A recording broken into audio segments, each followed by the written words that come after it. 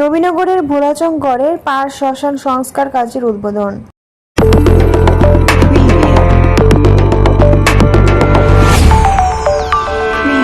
Nurnagar news, সময়ের সাথে সত্যের পথে। ব্রাহ্মণবাড়িয়ার নবীনগর পৌর এলাকার ভোলাচং গড়ের পাড় শ্মশান সংস্কার কাজের আনুষ্ঠানিক উদ্বোধন অনুষ্ঠিত হয়েছে আজ শুক্রবার সকালে। হিন্দু সম্প্রদায়ের জন্য অত্যন্ত গুরুত্বপূর্ণ এই শ্মশানটি দীর্ঘদিন ধরে অবহেলিত অবস্থায় ছিল।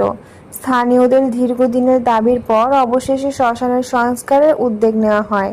অনুষ্ঠানে সভাপতিত্ব করেন শ্মশান কমিটির সভাপতি শুক্র রায় এবং সঞ্চালনায় ছিলেন কমিটির সাধারণ সম্পাদক রাজেশ কর্মকার। অনুষ্ঠানে প্রধান অতিথি হিসেবে উপস্থিত ছিলেন নবীনগর উপজেলা স্বেচ্ছাসেবক দলের আহ্বায়ক ফারুক আহমেদ। তিনি বলেন, সকল ধর্মীয় ও সামাজিক স্থাপনার উন্নয়নে রাজনৈতিক মতাদর্শের ঊর্ধ্বে উঠে সবাইকে এক হয়ে কাজ করতে হবে।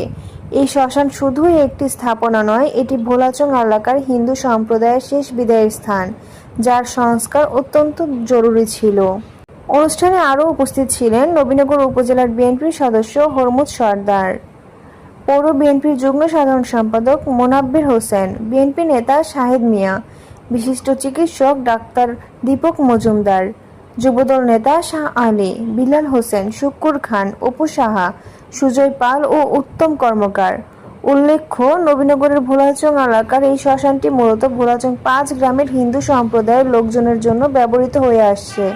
সংস্কার কাজের ফলে এলাকাবাসী আশা করছেন ভবিষ্যতে এখানে আরও উন্নয়নমূলক কাজ করা হবে। স্থানীয় হিন্দু সম্প্রদায়ের লোকজন শ্মশান সংস্কারের কাজ শুরু হওয়ায় সন্তোষ প্রকাশ করেন এবং সংশ্লিষ্টদের প্রতি কৃতজ্ঞতা জানান।